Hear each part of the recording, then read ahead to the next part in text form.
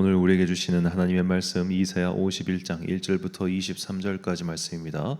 이사야 51장 1절부터 23절까지 말씀. 이제 봉독하겠습니다. 하나님의 말씀 경청하십시오. 구원을 받고자 하는 사람들아, 내가 하는 말에 귀를 기울여라. 도움을 받으려고 나 주를 찾는 사람들아, 내가 하는 말을 들어라. 저 바위를 보아라. 너희가 거기에서 떨어져 나왔다. 저 구덩이를 보아라. 너희가 거기에서 나왔다. 너희 조상 아브라함을 생각하여 보고 너희를 낳아준 사라를 생각하여 보아라. 내가 아브라함을 불렀을 때에는 자식이 없었다. 그러나 내가 그에게 은혜를 내려서 그 자손을 수없이 많게 하였다. 주님께서 시온을 위로하신다. 그 모든 황폐한 곳을 위로하신다. 주님께서 그 광야를 에덴처럼 만드시고 그 사막을 주님의 동산처럼 만드실 때에 그 안에 기쁨과 즐거움이 깃들며 감사와 이의 찬송과 기쁜 노랫소리가 깃들 것이다. 나의 백성아, 나에게 귀를 기울여라. 나의 백성아, 내 말을 귀담아 들어라. 법은 나에게로부터 비롯될 것이며 나의 의는 만백성의 빛이 될 것이다. 나의 의가 빠르게 다가오고 있고 나의 구원이 이미 나타났으니 내가 능력으로 뭇 백성을 재판하겠다. 섬들이 나를 우러러 바라보며 나의 능력을 의지할 것이다. 눈을 들어 하늘을 쳐다보아라. 그리고 땅을 내려다보아라. 하늘은 연기처럼 사라지고 땅은 옷처럼 헤어지며 거기에 사는 사람들도 하루살이같이 죽을 것이다. 그러나 내 구원은 영원하며 내 의는 꺾이지 않을 것이다. 의를 아는 사람들아, 마음속에 내 율법을 간직한 백성들아, 내가 하는 말을 들어라. 사람들이 비난하는 것을 두려워하지 말고 그들이 비방하는 것에 놀라지 말아라. 좀이 옷을 먹듯이 그들을 먹을 것이며 벌레가 양털을 먹듯이 그들을 먹을 것이다. 그러나 나의 의는 영원하며 나의 구원은 세세에 미칠 것이다. 깨어나십시오, 깨어나십시오. 힘으로 무장하십시오. 주님의 팔이여, 오래전 옛날처럼 깨어나십시오. 라합을 도망내시고 용을 찌르시던 바로 그 팔이 아니십니까?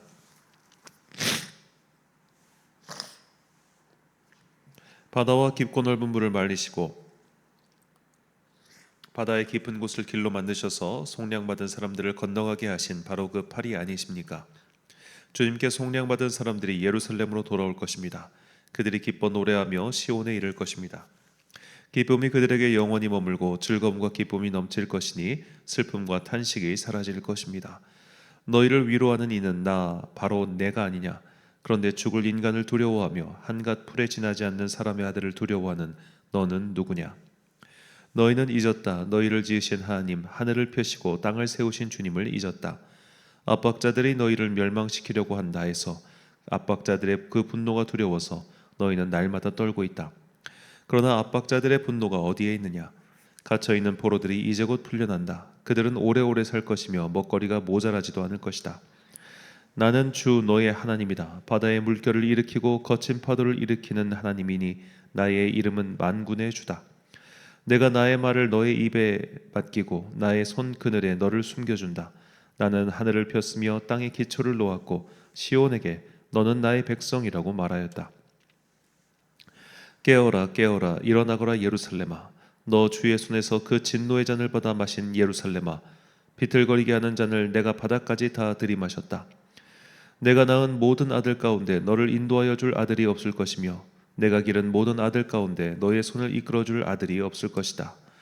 전쟁으로 땅은 황폐해지고 백성은 굶주려 죽었다. 이 두 가지 재난이 너에게 닥쳤으나 누가 너를 두고 슬퍼하겠느냐? 폐허와 파괴, 기근과 칼뿐이니 누가 너를 위로하겠느냐? 너의 자녀들은 주님의 진노와 하나님의 책망을 하도 많이 받아서 그물에 걸려있는 영양처럼 거리 모퉁이마다 쓰러져 있다. 고통받는 자야, 마치 포도주라도 마신 듯이 비틀거리는 자야, 이 말을 들어라. 너희의 주 그의 백성을 지키려고 싸우는 너희 하나님 주님께서 이렇게 말씀하신다. 내가 너의 손에서 비틀거리게 하는 그 잔 곧 나의 진노의 잔을 거두었으니 다시는 내가 그것을 마시지 않을 것이다. 이제 내가 그 잔을 너를 괴롭힌 자들의 손에 쥐어주겠다. 그들은 바로 너에게 엎드려라, 우리가 딛고 건너가겠다고 말한 자들이다. 그래서 너는 그들더러 밟고 지나가라고 땅바닥에 엎드려서 길을 만들고 허리를 펴고 엎드려서 그들이 너의 등을 밟고 다니게 하였다. 아멘. 새 옷을 입고 일어서라 라는 제목으로 하나님의 말씀 선포하겠습니다. 제가 지금까지 읽었던 글 중에 이 옷에 대한, 복식에 대한 가장 인상적인 글귀는 시오노 나나미라고 하는 일본의 작가의 글에서 있었습니다. 정확하게 뭐 문자 하나하나 토시 하나 안 틀리고 그런 것까지는 기억이 나지 않습니다만 대략 문맥상 이런 의미였습니다. 거리에 다니는 한량들도 웬만한 제식 군인들 제복을 입혀놓으면 그럴듯해 보인다. 좀 그런 표현이었어요. 정확하게는 좀 다른 표현이었는데 여하튼 좀 거친 표현이었어 제가 기억이 나는데, 자, 그 사람이 입고 있는 옷은 그 사람의 신분을 나타낼 뿐만 아니라 그 사람의 마음의 상태까지도 영향을 미치는 굉장히 중요하다는 겁니다.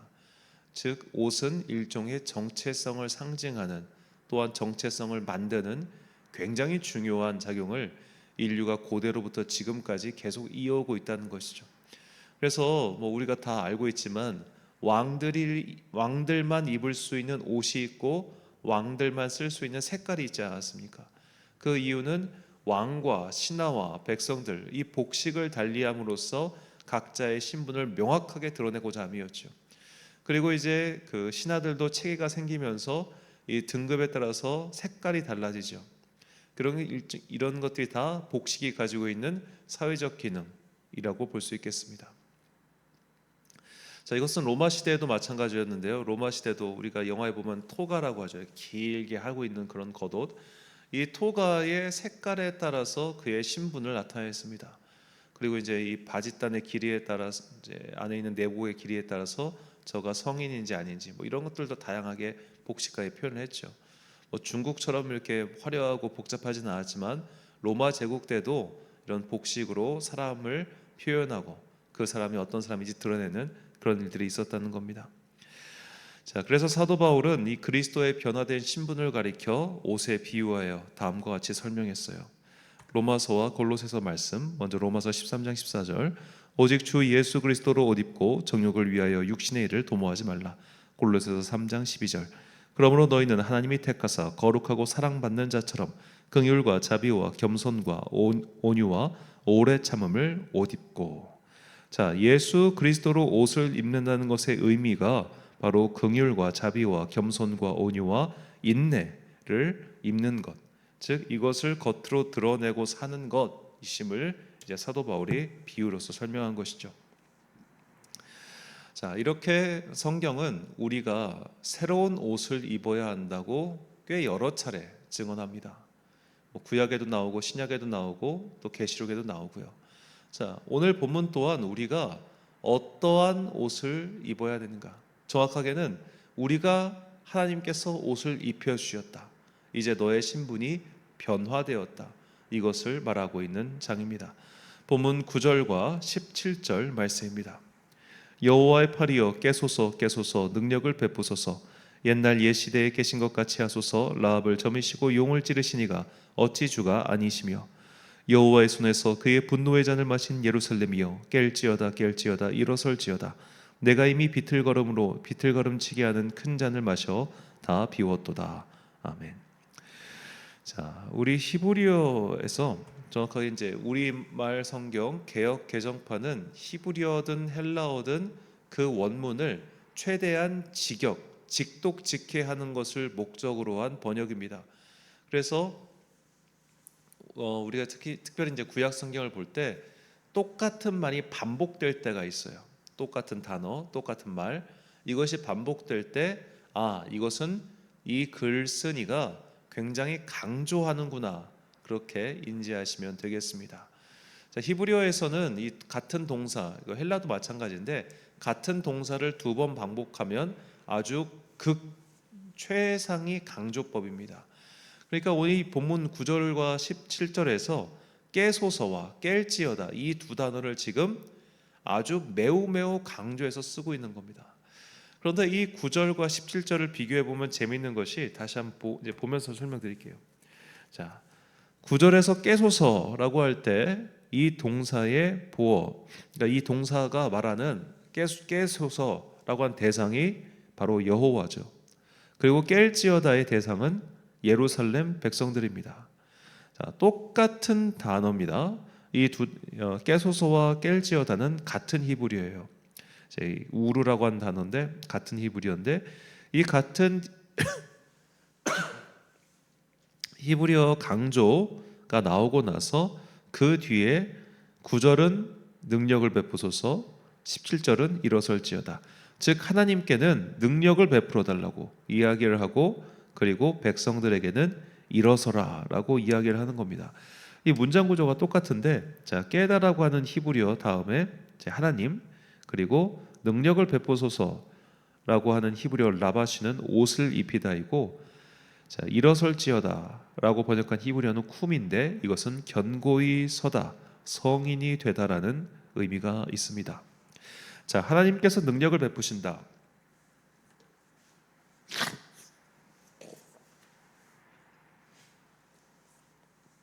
죄송합니다. 제가 환절기만 되면 이제 콧물이 심해가지고. 자, 하나님께서 능력을 베푸소서, 즉 우리에게 옷을 입혀달라고 저자가 청원하죠. 그렇게 우리가 새 옷을 입었음을 저자는 9절 이어서 17절까지 요 사이에 계속 이야기하는 겁니다. 주님께서 우리를 어떻게 구원해 주셨고 어떻게 살게 해 주셨고 여기까지 인도하셨어. 이것이 주님께서 우리에게 새 옷을 입히셨다는 증거야. 그러니 너는 이 결과에 따라서 이제 일어서라, 견고히 서라, 성인이 되라, 똑바로 서라 라고 강조하고 있는 것이죠. 자, 이 두 가지 똑같은 문장 구조 속을 통해서 저자가 우리에게 보여주고 싶은 것, 주님께서 너에게 새 옷을 입히셨어. 새로운 신분을 주셨어. 새로운 삶을 주셨어. 그러니까 새 옷은 곧 새 삶인 거예요. 이전에는 입을 수 없는 옷이었어요. 예를 들어 평민의 신분에서 그 왕족의 옷을 입을 수 없는 것처럼 그 이전에는 상상할 수 없었고 입을 수 없는 옷이었는데 주님께서 은혜로 우리의 삶을 거기 진창에서 건져 주셔가지고 새로운 옷, 즉 새 신분의 옷을 입혀 주셨습니다. 이제 새로운 신분으로 옷을 입었으니 너는 이전처럼 그렇게 노예처럼 엎드리고 죄의 종처럼 살지 말고 이제는 똑바로 일어서서 견고히 서서 그 그리스도로 옷을 입은 그런 것 같은 새로운 삶을 살아라. 이것이 저자가 우리에게 말하는 것이죠. 그러니까 오늘 본문 마지막 절까지도 봐도 어떤 게 나오느냐, 주님께서 너에게 새 옷을 입히셨는데 왜 옛날처럼 살고 있니? 이겁니다. 왜 아직도 너의 원수들이 너의 등을 밟고 다니는 것처럼 그렇게 엎드리고 웅크리고 있냐고. 다 지나갔고 다 끝났어. 너희는 정말 이젠 다른 존재야 라는 것을 저자가 말하고 있는 것이죠. 그러니까 이제 포로가 끝나고 돌아왔는데 과거와처럼 똑같이 살고 있는 이런 모습들, 이제 이런 거 버리라는 거죠. 새로운 삶을 살자. 주님께서 우리에게 옷을 입혀 주셨다. 자, 이 말씀이 오늘 우리에게도 마찬가지 아니겠습니까? 처음에 말씀드렸던 것처럼 우리가 예수 그리스도로 거듭나서 그의 은혜로 옷을 입은 사람들이라면 다르게 살아야죠. 다르게. 얼마 전에 만났던 한 그 남자 청년이 굉장히 예의 바르고 참 좋은 청년이라서 누가 봐도 그냥 제 생각에 누가 봐도 참 저 친구는 교회 다니겠거니라고 생각을 했었어요. 그랬는데 절에 다니더라고. 되게 아쉬웠습니다. 뭐 절에 다니는 사람이 나쁘다 그런 말이 아니고 그냥 저는 모든 교회 다니는 사람들이 그런 사람이었으면 좋겠다라는 생각을 항상 품고 다닙니다. 매너가 있잖아요. 매너 있고 착하고 바르고. 자, 우리가 실수를 하는 것과 악의를 가지고 적극적으로 누군가를 해하거나 내에 막 이기적으로 행동하는 이건 다른 거잖아요. 미숙할 수 있어요. 저는 아이들이나 청년들이나 지금 저도 미숙한데 우리가 미숙해가지고 잘못하는 거 저는 주님께서 그거 다 용서해 주실 거라고 확신합니다.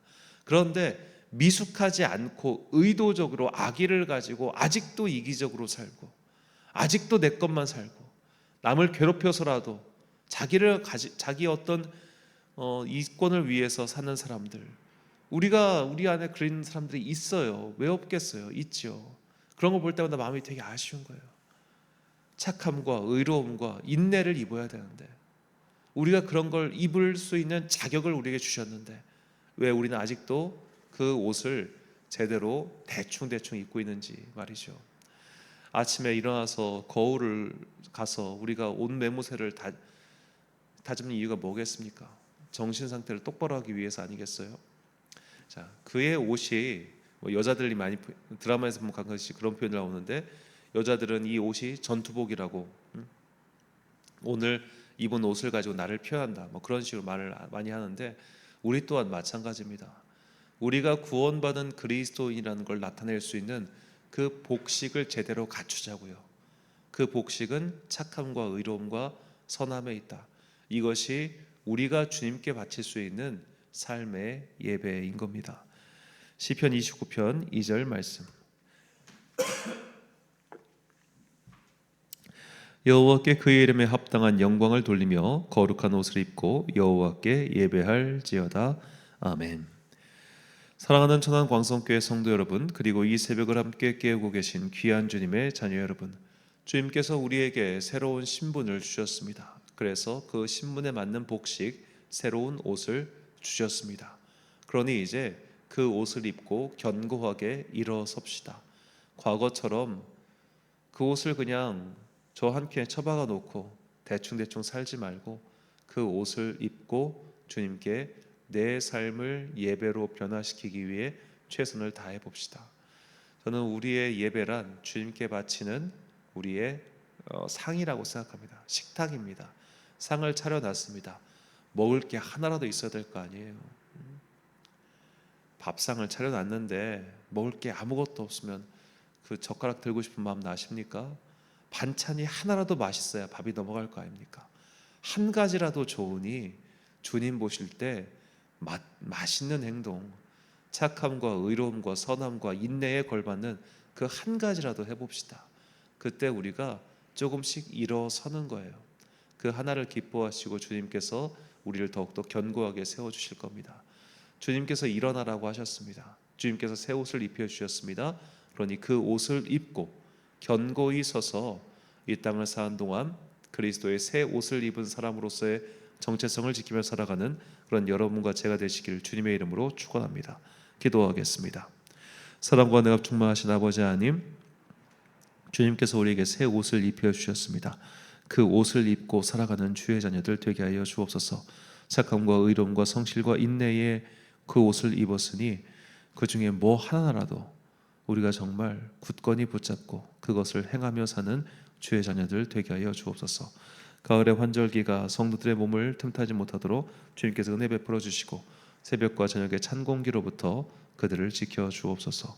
오늘 하루도 참 좋으신 우리 주님의 은총과 평강이 모든 성도들과 함께 하시기를 간절히 소망하오며 이 모든 말씀 우리 구주 예수 그리스도의 이름으로 기도드립니다.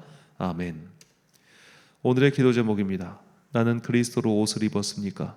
하나님께서 입혀주신 그 흰옷을 꺼내서 입고 단단히 서 있는 장면을 묵상해 보십시오. 오늘 주신 기도의 제목 가지고 기도와 묵상에 힘쓰는 하루 되시길 바랍니다. 기도하겠습니다.